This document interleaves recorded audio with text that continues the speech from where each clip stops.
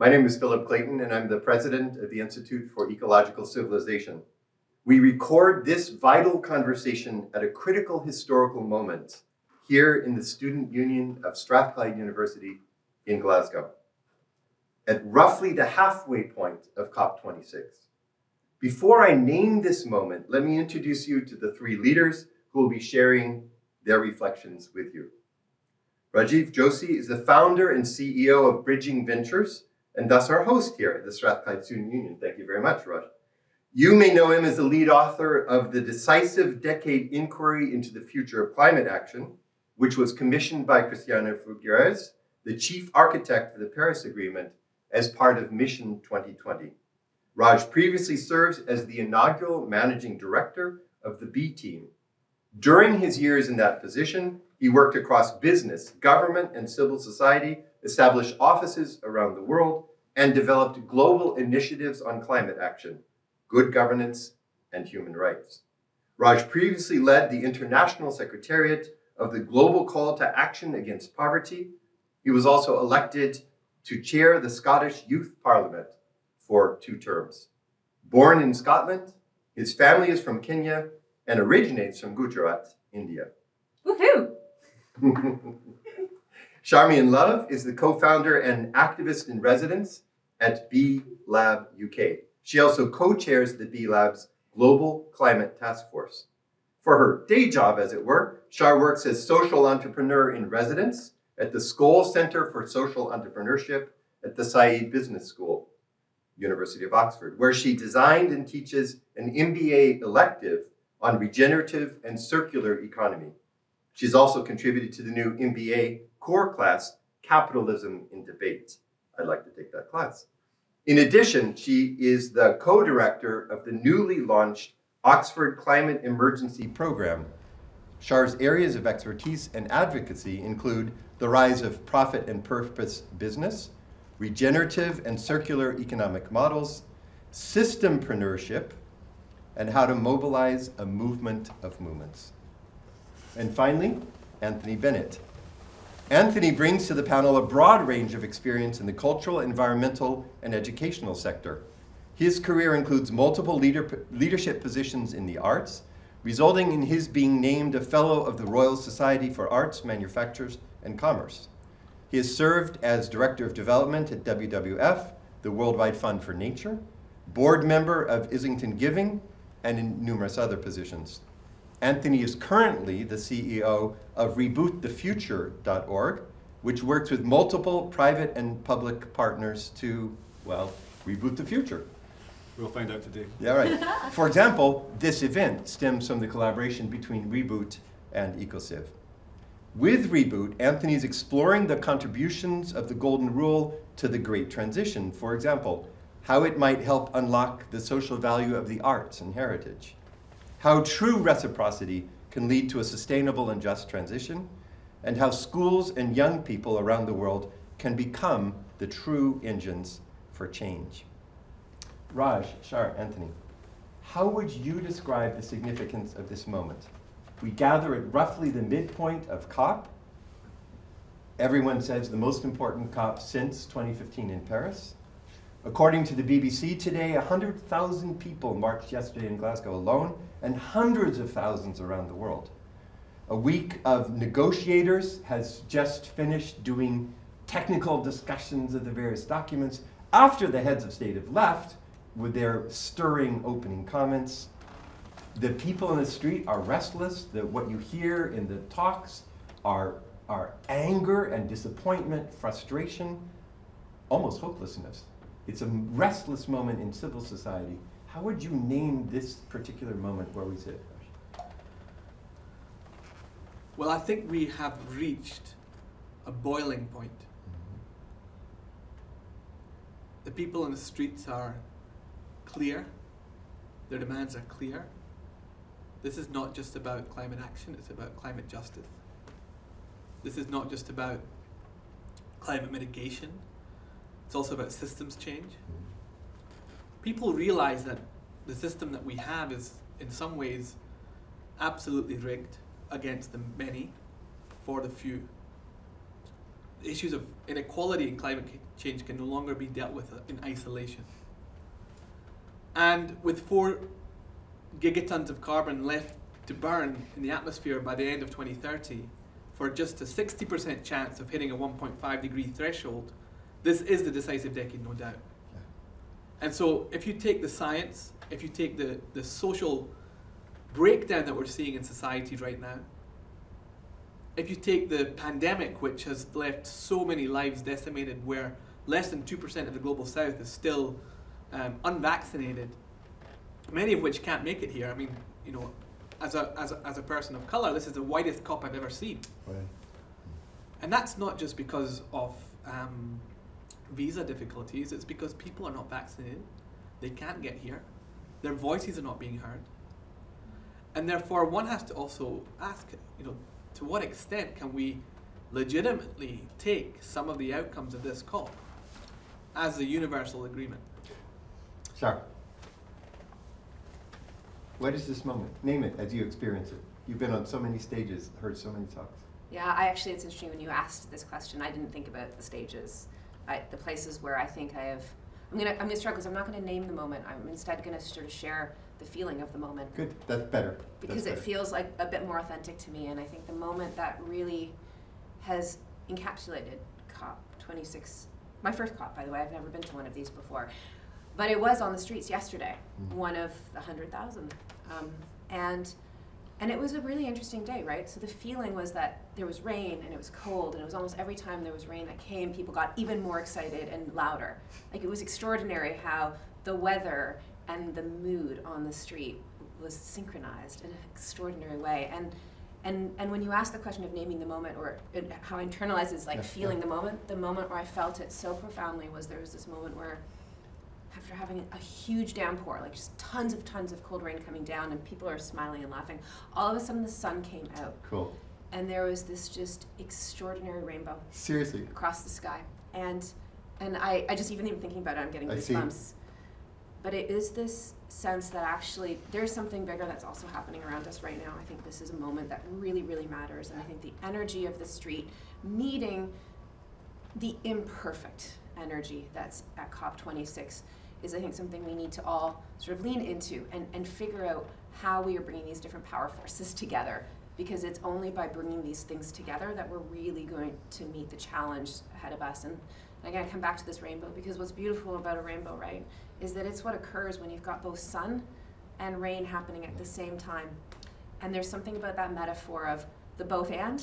Yeah. You know, I think we should be hopeful about what we can achieve, and we must be rooted in the urgency of this moment. We must be thinking about the collective work we must do collaboratively and the individual actions. We must be thinking about the different forms of power in many different places. And rather than dividing between them, we must be thinking about ways we reflect them together, just like the rainbow. Fantastic. Can I just say that being excited by miserable weather is like a really good definition of Scottishness? Welcome to our country. It's a Canadian, it's Scottish thing, you know, it's a northern thing. You'll fit right in. Yeah. So I think, insofar as one is capable of naming this moment, I think I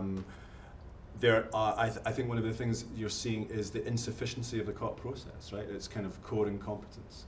And I think the idea that we predicate a lot of importance when what happens, and we're seeing the fullest extent of what is possible in these type of convocations, right? I saw John Kerry speak the other night, and he was asked what he felt about Greta, and he said, I think Greta's great, and I think it's right that she's angry, but he also admitted the sort of insufficiencies of the things that he wanted to do versus the things that he was capable of doing, the kind of people back in the domestic US market that he has to be accountable to, and he has to push through, right? So there's a sense in which these formal processes, I think, have proven to be insufficient, and I think that's the kind of point of clarity. But I am encouraged. When I saw Kerry, there's no question. He's a good guy. He wants to do good things. He's just locked into a system that is not working. So I feel there's a nice recognition for me in there that actually, like a few years ago, the climate science denialism, it was much more kind of mainstream. Is now that moment has passed. It seems like everyone's on the same page. So maybe what we need is a kind of conversation that hasn't been taking place before. What we might call conscious conversations, or you in leading a program with Kim Pullman during COVID called Imaginal Conversations. Can you take just 30 seconds to describe the kinds of conversations that you were organizing? And then I want to see if we can do one around the topic. Well, I think the conversations that Kim Pullman led with Reboot last year were a bit of recognition, I think, of, we're all scared, right? And even the bad guys are scared. And that everyone, when people are scared, they make bad decisions, right? They're boxed into a corner. And especially if you vilify people, then they tend to act badly, okay? So the Reboot works the principle of the golden rule, which is about reciprocity to oneself and to the planet. So the idea of it is, how could we, in some of the most fractured, polarized times that we exist in, where it seems impossible with, in the UK, which I know well, or in the US, people are very different, opposite ends of the political spectrum, and find it impossible to speak to each other. So tell us how you did a different kind of conversation, and then I want to ask Shar and Raj, what are the kinds of conversations you're involved in that you think are life-giving or idea-generating, which are probably not the typical ones? So we started the conversations right under the first month of the pandemic, and what we found was there was a willingness. Initially, we'd hoped to have people around a dinner table, but we brought them into Zoom rooms and basically asked them kind of core questions about bereavement, about nature, about how they engage with their children or their parents, how they think about time. So these are questions which are, I guess, questions of philosophy, which we don't really have a space for. So, people don't have that kind of sense of religious undertaking anymore, and we're not selling religion, but we want to give people a space where they can talk about that connectedness. And what we found was there was a massive appetite for it. Okay, people really fell into it, and some really hardened business leaders got triggered, I think, in private, discrete spaces. And what we also found, one of the insights was that it's possible to have that sense of intimacy in a Zoom room. So that's a new territory as well, right? So what we're doing here now at COP is the first example of trying to, that year of Zoom rooms that we've had, where we basically define success as people bursting into tears, right? And we had a lot of that. So actually saying, well, how can we correlate that emotional breakthrough into real action at the speed at which it's required? That's a great transition.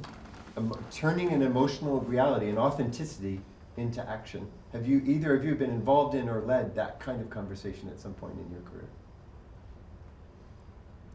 But what are conscious or life-giving conversations? Because your opening comment suggests we need that. How do you do it? I think that bringing together unlikely voices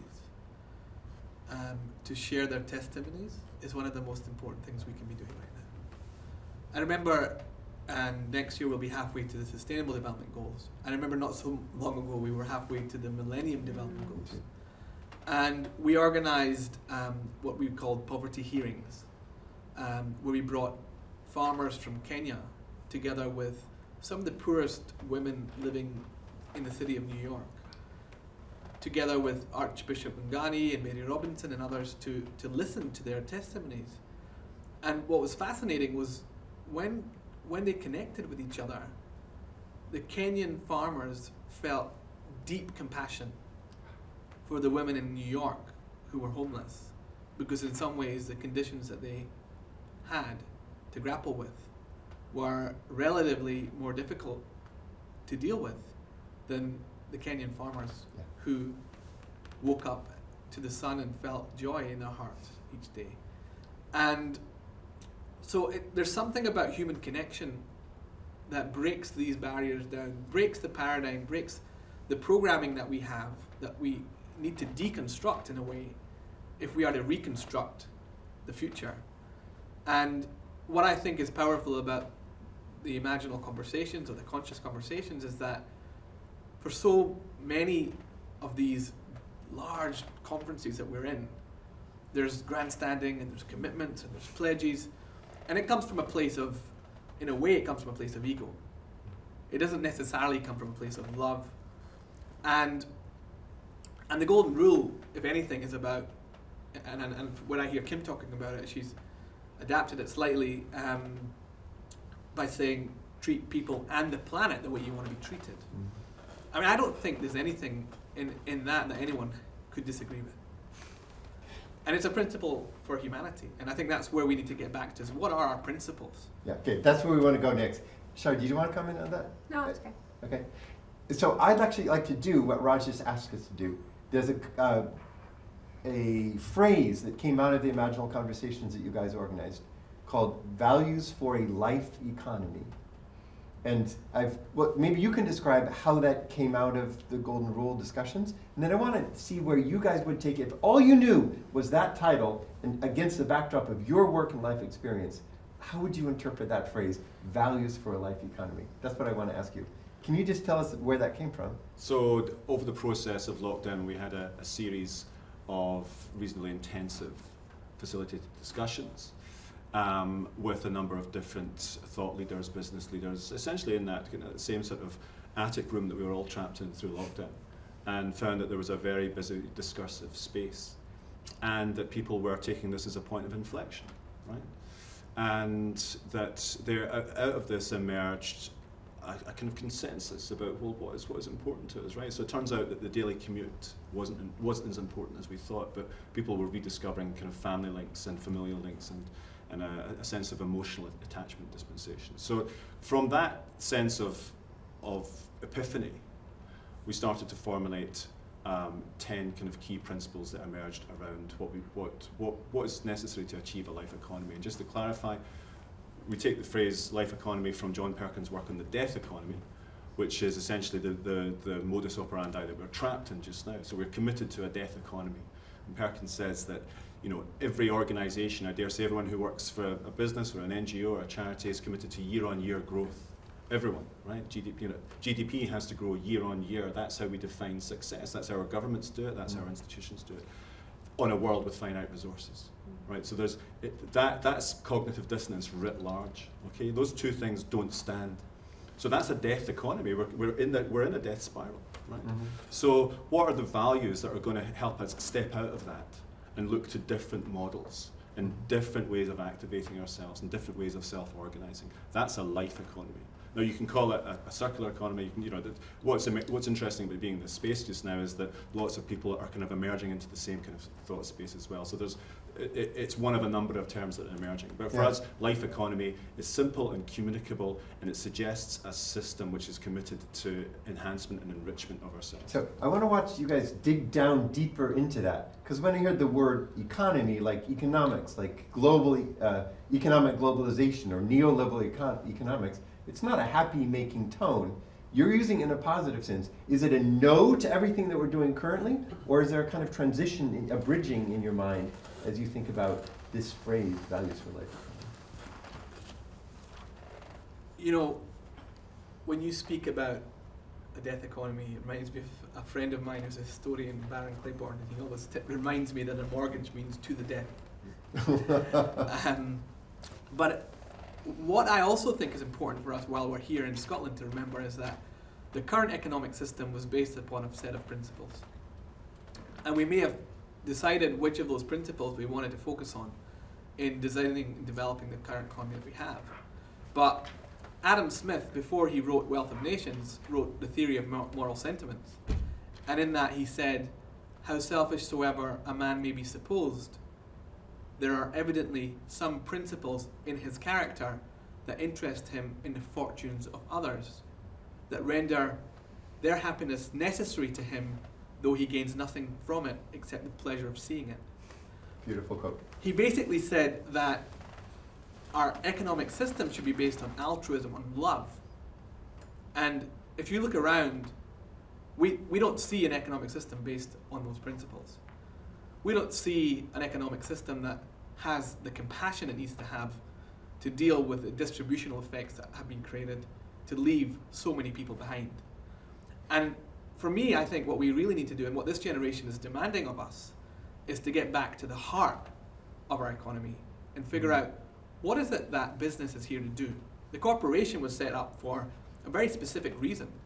It was set up for community benefit, to move goods and services around in ways that we couldn't do in small groups. Mm-hmm. But somewhere along the road, we've lost our way, and I think people like Charmian and others are kind of shining a light. So where does that take you? The another way heart forward of our economy. I saw your body, you smiled when Raj used that word. The heart of the economy, I did, because actually what was going through my head was so many songs that have love and heart. And I know we're going to speak a little bit later on about art and culture and the importance of that in Good. this Do framing. it now if you want. Well, I'll leave that for the other point, but the reason why you saw me smile is I think I had some songs going through my head about love and heart, and thinking about how those songs reflect some of the moments that we're in Where right did now. that phrase take you, Char? Values for life economy. Yeah, it's interesting. I went in a few different places. I actually was quite struck with your articulation of really what we have right now, which is a paradox, essentially, right? This paradox where, we do have this sense of we have to have continual exponential levels of growth whilst knowing we're on a finite planet with finite resources. And when we talk about it a little bit at the business school, and I should claim I'm not an economist, I am an art historian, but we have some really extraordinary conversations with students who are economists, and let's be clear, actually I learn more from them than I teach. But when we begin talking at the beginning of this course on regenerative and circular economy, we often start with a picture of an Escher painting, right? Or a drawing, Escher drawing, not painting, but an Escher drawing. Because he would draw optical illusions that looked like a paradox, and that was the backstop of that's the framing that we used to start thinking about, well, why and how can we disrupt what this seems to be an unfathomable image to try and process, this idea of exponential growth on a finite planet. And there's a really wonderful academic at Oxford who wrote a piece in Harvard Business Review a couple of years ago, and his whole approach to this piece was actually, how do we address the paradox? And there's 3 steps he wrote about. He wrote about, first, we have to confront it. So we have to call it out, and that's what we are all doing right now, right? Confront it. Then you need to accept it exists, and that's really important. So it's not just like seeing it and confronting it, but just knowing it's there. And it's only then that you can begin to transcend it. And you transcend it by being really open and finding collaborative relationships. So Raj and I have worked together on many projects, like the Movement of Movements project, but this idea of transcending it by working with others. So that's what went through my mind. It was just a little bit more operational, I think, to the values conversation, which is how do we implement it? How do we begin sort of processing it? And I think education and engaging with people that are in business schools right now is crucially important. Not being afraid to call out the paradox, because it's there, and knowing that that's part of the journey we need to be going on in order to address it. But the other thing that a piece I read a couple of years ago that really inspired me was a piece from the World Economic Forum, which said, so often we anchor our thinking around economics in macro and micro, right? It's like the macro side of like what are the regulations, and then the micro, which is the individual decisions. Again, I'm not an economist, so there's probably a lot more you can go into in each of those. But what this piece proposed actually was that is a fairly binary way of looking at a fairly complex field of study, and actually there's a lot of other layers here. And in particular, they talked about the need to look at meta-economics, which is the economics of the system, actually, which holds the macro and the micro, and this magic that exists in what they call mesoeconomics. And the meso layer is the web of both formal and informal contracts and relationships we have with one another, we have with institutions, we have within families, with businesses. And I think that's the place that I'm kind of interested in tucking into a little bit more. And actually, I'd love to understand more about how, values-led economy, how that becomes alive in the meso layer as well as the meta. So what does that spark in you guys? What's sparking in me right now is a quote which says that our outer world is but a reflection of our inner world. And if the only dimension I'd like to add to what Char beautifully just articulated, which is that I believe that our biggest challenge right now is that leaders, and not just leaders, people everywhere are focusing so much on how they can change the world outside, not recognizing that if we can only change ourselves, then perhaps we can change our communities, our families, and then we can start to change the world around us. And it's difficult to change ourselves. We all fail at it every single day, in every single way. But we have to find new ways of doing that, and that's part of our education system. And I think some of that fell away during the Enlightenment era. In Scotland, may be to blame for some of that, because we changed our system and we separated out some of the values and the spiritual principles that were at the core of education in order to separate church and state. But in that, we lost the values of empathy and compassion, and some of the most innovative schools now are bringing back in order to help young people fulfill their potential. I'm not sure we know how to talk about the inner dimension.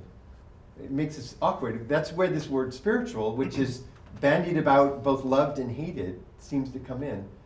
How would you, we started with a question about economics, and you have taken us to the inner dimension, both of you, and I think that's fascinating. How how do we integrate this? I'm hearing the sun and the rain all over again. Like, how to bring them together? So I'm not going to dunk on the Enlightenment, because I'm a big fan of the Enlightenment. But It's in your heritage. and the medicines and all that, it's all good. I'm interested in we talk a lot about systems change, right? What does that mean, and how do you find your place within it? I think so pre-Enlightenment, certainly the big organizing principles were around faith, right? So that the Tom Holland writes about how Christianity has been the big kind of motivational force, just getting people organized and coherent and getting them all moving in the same direction, and picking crops at the same time, and all turning up to the same place.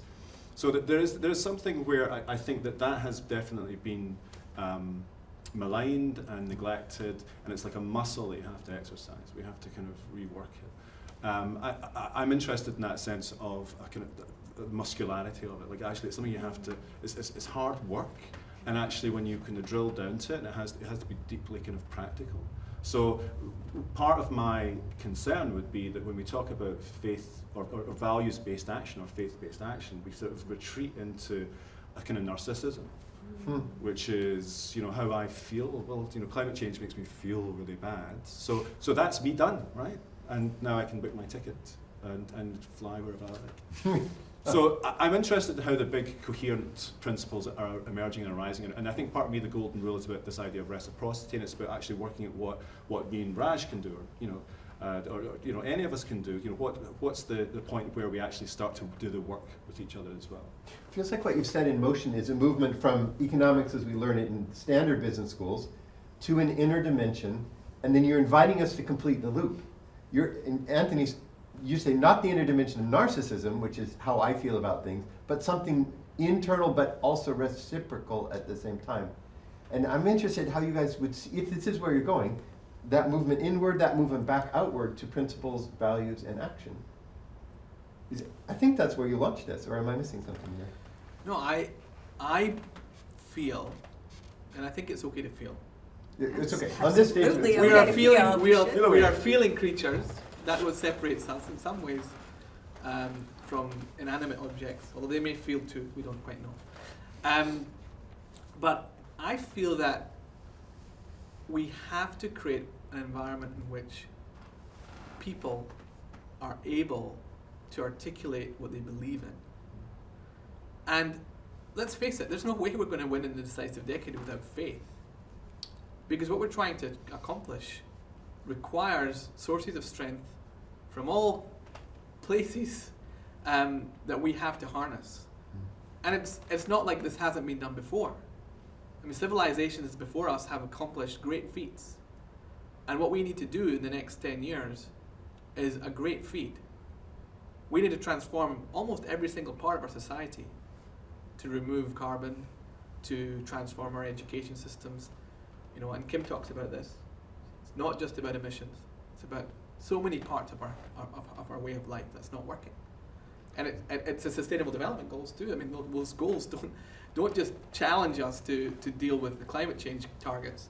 They also challenge us to ensure gender equality. They also challenge us to ensure that there's a fair share of value being created throughout our economic system. So all of these require us to look inside at what we value, look at the principles that are organizing across our society, and figure out what is it that we all share.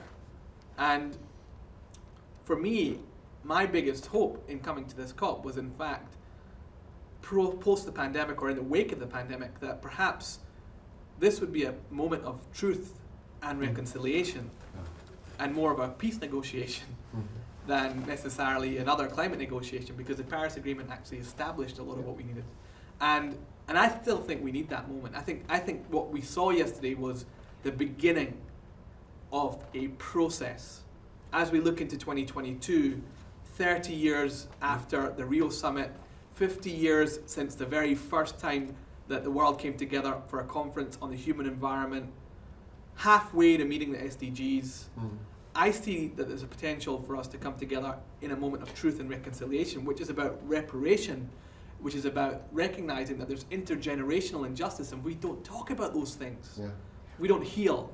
And if we don't heal, there's no way we're going to win on some of these Part of issues. the moving in is the healing. Sharp, where was that taking you? Again, I'm coming back and forth to the arts. I keep on coming back to the arts. Let's go there. Yeah. I'm reading some really interesting science fiction right now, which is like a really kind of interesting genre. Dare you tell us? Well, there's a few. I've actually, I've been reading quite a few of them. Been reading a lot of Kim Stanley Robinson, who's here. Ministry of the Future. Ministry of the Future, New York 2140, and he's Okay. actually got some other beautiful pieces he's written, Aurora and the Green Earth trilogy. Oh, and so I've been devouring these over the last year, just enjoying the sort of ability to think into the future and really sort of stretch thinking. But I took a break from Kim Stanley Robinson because I finished this last book, and I got into an author named Octavia Butler. Yes, I just read my first book by Octavia Butler. Did you? Which one? Which The one? very did- first one of the Parable of the Sower. The Sower. Okay, Comes so I first. think I've skipped The Sower, and I think I'm in another one. But anyways, I'm reading one of the Parable books, and I'm Earthseed. I don't know if So that's in. powerful. Earthseed, that's correct. That's the core idea. That's the of core her idea. vision. So This I'm is an African American author writing in the 1980s and 90s, Yes. and just a stellar author. Highly Extraordinary. recommended. Octavia Butler. Octavia Butler, and I read Kindred first, which is a beautiful story.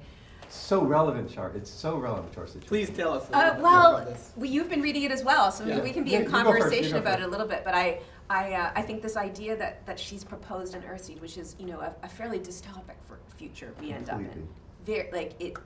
and yet there's this core of people that come together around this idea, which is loosely based on a faith and a religion. But what sits behind it is why it's so important to have one in a time of chaos and of things falling apart and disintegrating and challenging and the worst in people coming out in many places. And the way that the character, who's the sort of protagonist in this piece, talks about her commitment to this idea of a calling that brings people together is that we need to have something bigger than who we are as individuals to bring us together. And I think that, to me, the way she describes, this approach and how do you get people to connect with this bigger vision and how do you get them to feel it? Anyways, that's what was coming to mind for me in this conversation was this work of Octavia Butler. We're in an era where religion we think of as divisive or as the cause for the problems, and here's this 16-year-old girl who says we need an earth-centered religion. I can't find one, I'll invent one. And then as I walk with no Yeah. place to live, Yeah. people gather together around these values until they find a farm in Northern California, where I come from. I haven't finished And- the book. Oops, sorry. Spoiler alert. We'll just stop there. But begin to live an earth-centered religion with their hands on the earth. And the spirituality, the internal dimension, the values that all of you are talking about, can we be brave enough to speak of something that bonds us together for the service of this planet that we need to live in? Yeah. For me, the biggest struggle, to be honest, has been a personal struggle. So, my parents grew up in Kenya. One was raised Muslim, one was raised Hindu. They became Christians because they went to school in Kisumu, in a village where missionaries came from Canada to support poor people living in those villages to learn the faith. And so I was raised in a Christian home, and then I married my wife, who was Hindu, and then we faced this whole deconstruction and struggle around how do you live in a society where there are so many norms and so many historical frameworks that have been built around who can love who, and you start to recognize that there are so many parts of our faith traditions that we haven't been able to properly look at because we've not been given the space to look at them. And then you realize that you grow up in schools where you might learn the basics about religion, but you don't actually learn about having the permission to explore one's own belief system. And so I think that ultimately, if we are to take this line of inquiry, I think what we need to do is empower and support people to walk their own spiritual path. Beautiful. And that, I just became a father 12 weeks ago. I don't think that you can become a father and hold this little bundle of life in your hands, and Char's a mother too, without knowing that there's something sacred in that relationship, and that there's something sacred in the relationship that we have with all forms of life. Yeah. And for us not to explore that, which we have the privilege of understanding more than others, perhaps, or other forms of life, I think would just be such a great loss. Particularly in this moment where we're seeing ecosystems, 80% of them declining because of our impact on life. It feels like we're transitioning from that inner place of authentic values to the question of how do we find each other?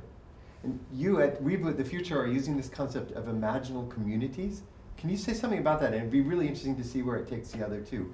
We finding each other after the moment of birth, the moment of reconnecting with the earth, the moment of awareness of that we're heading toward Death Star, right? How do we find each other? How do we become a vibrant community that then can carry about transformative action? What is this concept that you guys introduced? So imaginal cells are part of the ethos and the myth making within Reboot, but they are a hard, verifiable scientific process that happens in the larval stage of the caterpillar, and with a cellular level, these small microscopic entities emerge as this indeterminate form of the pupae starts to kind of undergo its metamorphosis, and it exists in a dormant state. It's there latently within the cell, and then it emerges, and then others emerge, and then as these kind of nodes start to interconnect, then you get the crystalline structure that generates the butterfly. And what's interesting about this is that these microscopic entities, the imaginals, they appear autonomously, and then they start to network. So it's not about the individual, it's not about the collective, it's the power of the networked state that becomes emergent and powerful. Cool. So I'm reminded of, there's a book about a guy in the last days of the Soviet Russia in 1989, just before the revolution. And he said, and the book is called something like, "Everything was really normal until it suddenly wasn't," translated from the Russian. And he says there's two stages to the revolution, right? One is when you individually realize that something's not working, like the guy in the TV isn't telling you the truth, right? And that your electricity, the system is failing for you. And then the second stage is when you realize everyone else is thinking the same thing, right? Mm. And then you take to the streets, Yes. right? And that's where we are now, but not just within the Soviet Union. We're on a planetary level. Everyone here is like pulling the levers and going, "Gee, well, look, this thing doesn't work like it's meant to," like the guy in the shop said it would, right? That's where we're at just now. And so all of a sudden you go to your next door neighbor and say, "Well, what do we do together now?" Right? So how do we find each other? If we're imaginal cells becoming conscious, how do we begin to become stronger through community? Can I answer a slightly different question, but Any I do want to question build you want. on this, because actually this is something that Raj and I have done some work on together, which is exactly using this idea of the levers. Like, we know there are those levers that we need to pull in order to drive systems change. Some of those levers are regulatory and policy levers. Some of them are culture levers. I mean, systems change isn't one of the things where here's the button you push and job done, right? Like, there is a range of different interventions that are going to be needed, and the coordination of pulling those levers at the same time to make the change happen is, I think, the job that needs to get done. And recognizing that not one organization can pull that lever. It's rested in place. Like, that's why you can't get it to move, is because it is so incumbent and embedded in how our current models are working. The only way I think we are going to be able to get those levers pulled is recognizing who's working on policy, who's working on culture change, who's working on reinventing business education, and getting them to coordinate and all put their hands on that lever at the same time and pull. Yeah. And that was the hypothesis, right? That's what the Decisive Decade report was all about. Absolutely. And the work we did around the movement of movements was, let's just map and see who are these different movement organizations and which levers are they trying to pull, and then let's figure out how we get them to work together. But I also want to I actually have a question I'd like to ask you, and I'm not sure if it's scientific or not, but I'm so interested in this metaphor of the imaginal cells. And I guess my question is, do you think the caterpillar and the larvae, do they know they're going to become a butterfly? Like, in the spirit of consciousness, do they know they're on the journey? Because I remember reading The Hungry Caterpillar to my kids. Yes. And what happens in The Hungry Caterpillar is the caterpillar knows something's happening, and so eats, and eats a lot. and then it goes into its cocoon, and then it comes out as the butterfly. And I'm trying to find some comfort in that story of the children's book that we all have overconsumed. But do we know, do we know if we are in this do we know that this change is happening? Do we know we're about to become a butterfly? So what this process is called phase transition, right? That's the scientific term. And phase transition is when one system changes into another system. So the most direct way of looking at that is when water is boiled and it turns into steam. And between those two stages, there is something incoherent that is that cannot be predicted, right? And the patterns that form in that stage are undetectable. You cannot define what's going to happen between those stages. And phase transition is something that happens in grasslands. It happens in mice populations. It's exactly the same thing, where all of a sudden there's an indeterminacy in the system, and that becomes, I think, both scary but also kind of but full of possibility.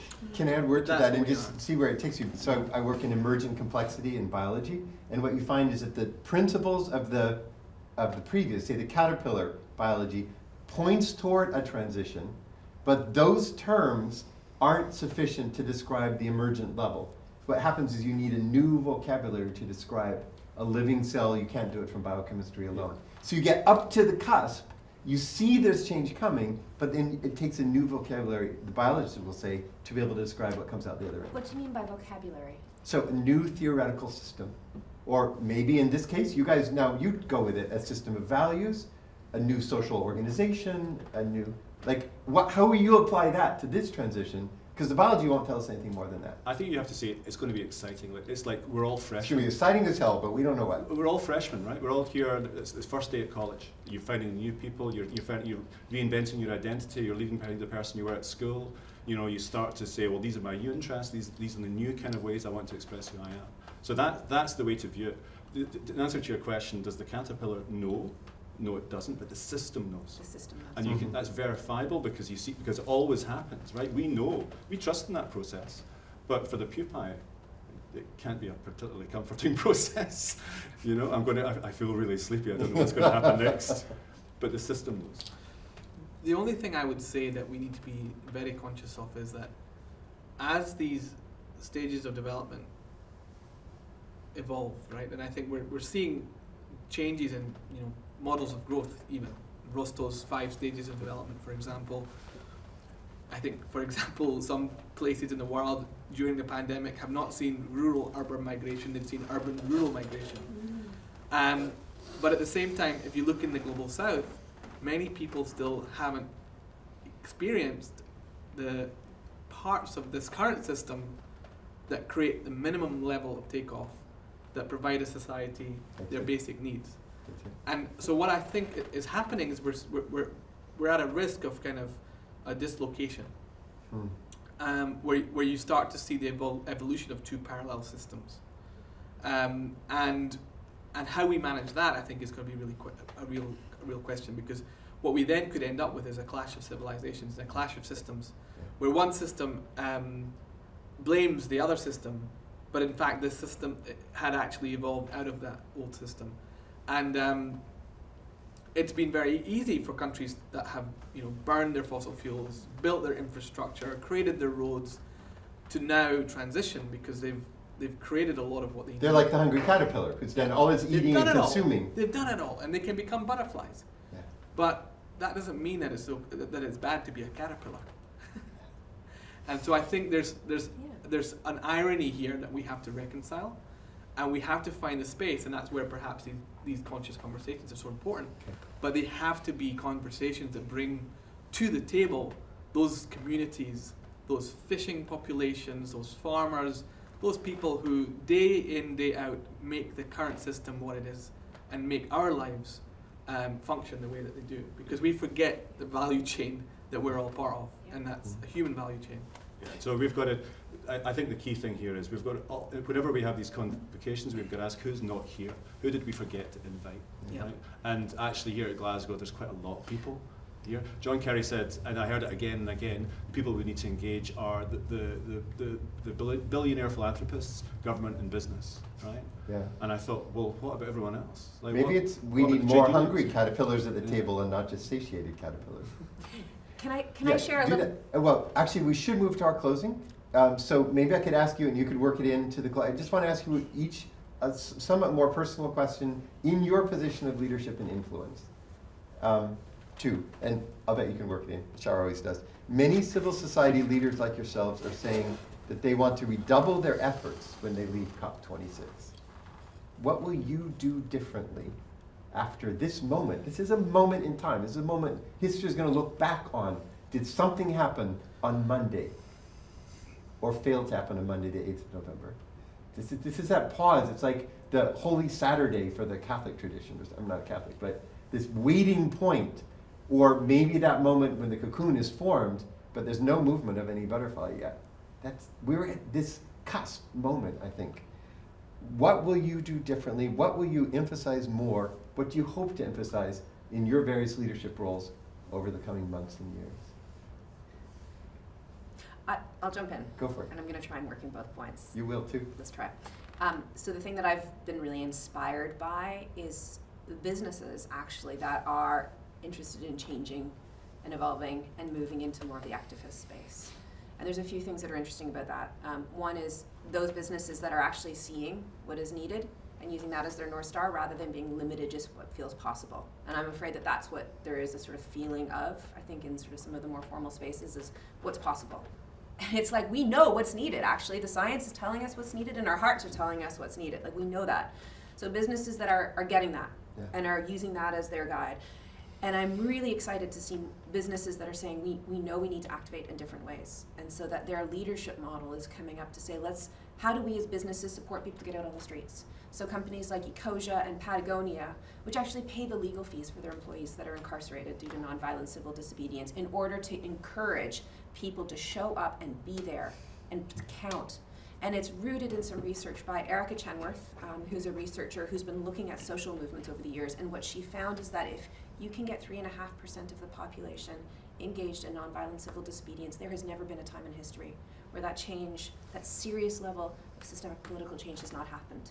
So for me, it's really important to see how we can get businesses to get behind this and use their incredible power, yes, in terms of their business models and their abilities to influence change and to stand up for things that matter, and also to get their people out there and engaging in this moment. Because if we can use businesses as a channel to get that 3.5% of the population engaged, I think we are going to be rocking and rolling. So activist businesses is the thing that I'm really hoping to double down on. And I want to be really clear because the word leadership has come up a few times.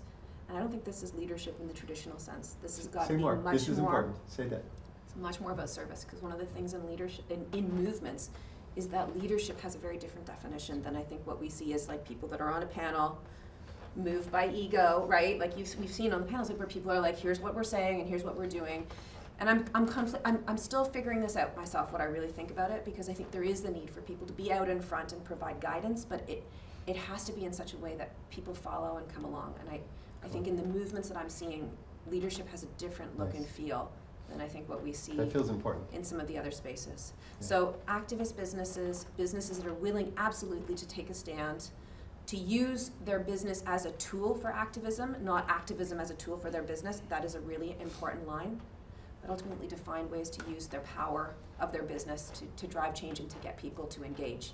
And I am going to wrap in the other point that I did want to respond to in this, because one of the conversations I've been across and I'm really excited by is the work around the citizens' assemblies, which is about really understanding that there is a need to make sure that people are a part of providing the recommendations and engaged in the process for the decisions that are going to be made, the commitments that are going to be made, and the investments that are going to be followed. And I think it's really important for that mandate, for that change, to not just be coming from people who have the privilege of being in this space, but it should be coming from citizens around the world. So I would just say check out the Global Citizens Assembly. I am a big fan of that model, and I'm certainly backing it. Can I build on it? Yeah, I mean, I think we definitely need new forms of leadership. And, I remember my last few weeks at the B team, and we were trying to find a successor, and I'd put together a job description. And maybe enough time has passed that it's okay that I say this. And I'd said, we're looking for someone with servant leadership. And I remember in the board meeting, someone said to me, what is this term, servant leadership? And I knew at that point in time, I made the right decision that it was time for me to transition. But I do think that's part of this transition, right? Like, leadership is also about service. If you look at Mahatma Gandhi, right, who for me as a Gujarati is one of my heroes. Of course. You know, he served the people. He went to make salt. He performed acts of resistance, but which were acts also of empowerment. And so I think we can also draw inspiration from history. Yeah. The three things that I would focus on as I look forward, one I think is about telling the truth. I think we have to expose the contradictions of the system that we're living in.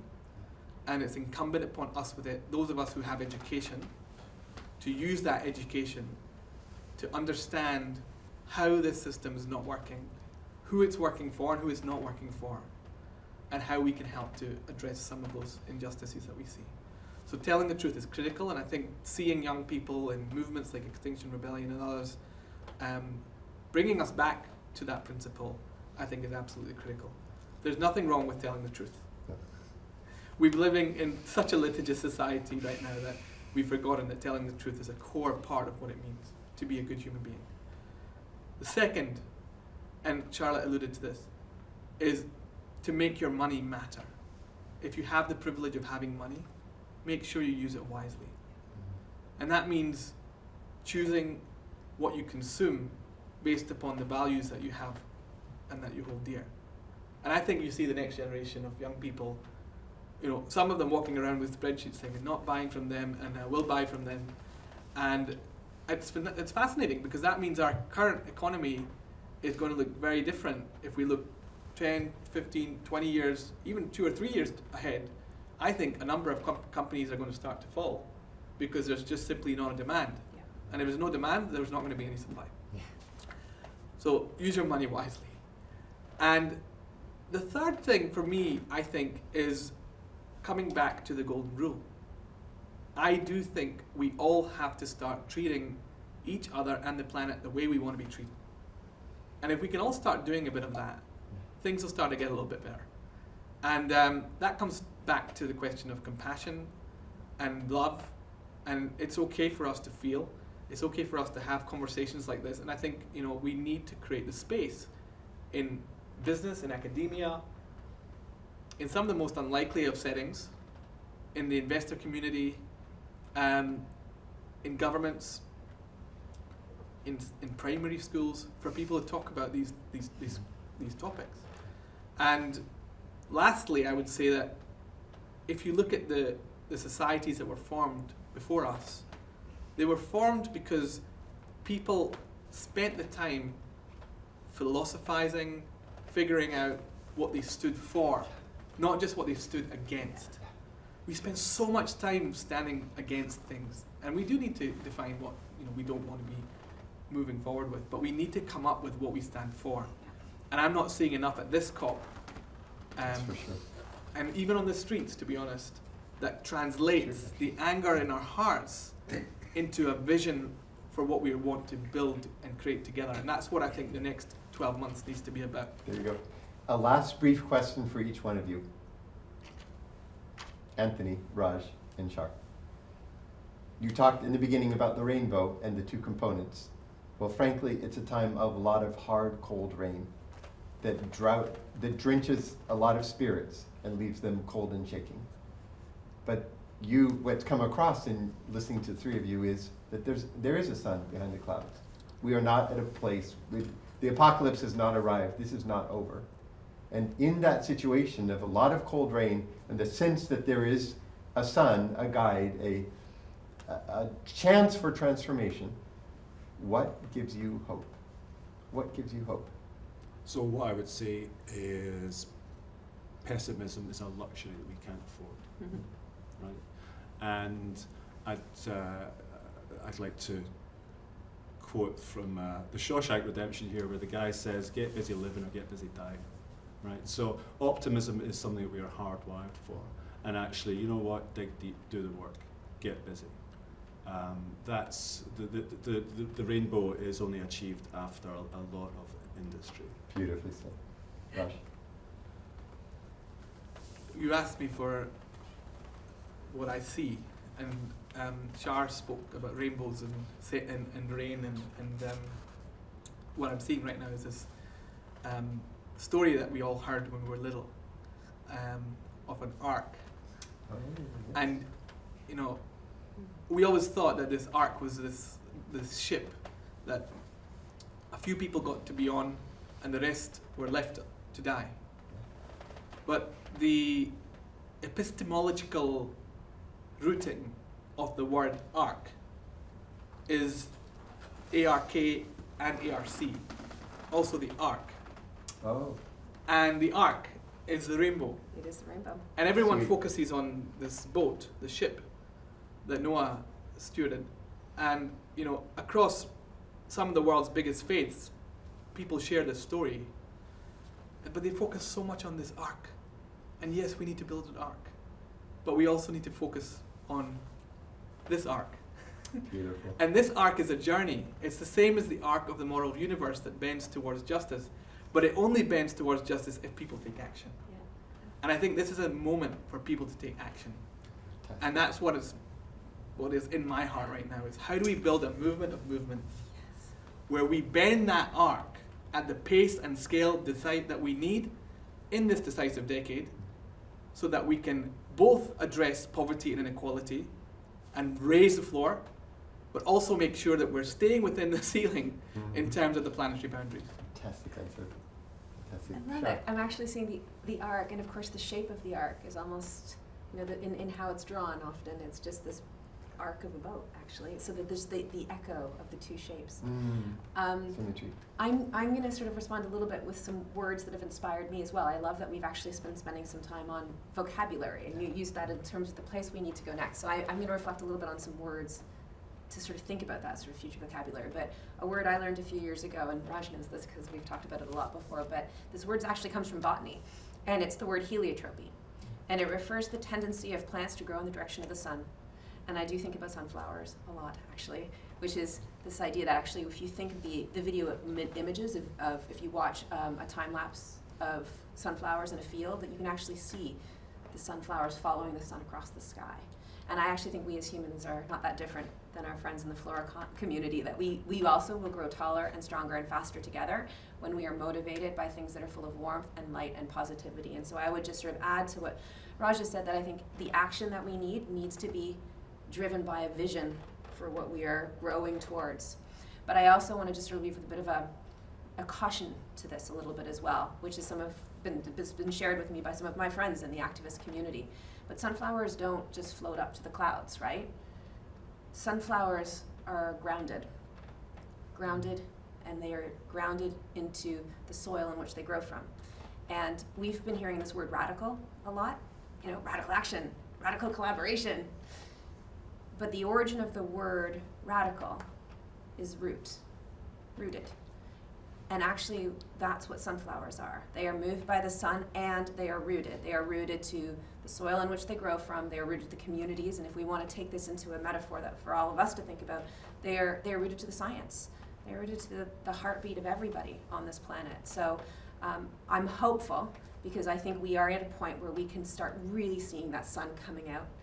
And we need to give shape to that vision so that we can help people all grow towards it. But as we do it, we must remain radical and rooted to the urgency to act now.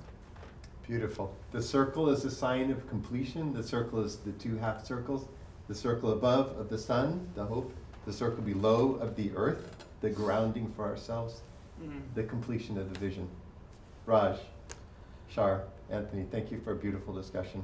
Thank you. Thank you. Good Thank luck you. in what lies ahead. Thank you.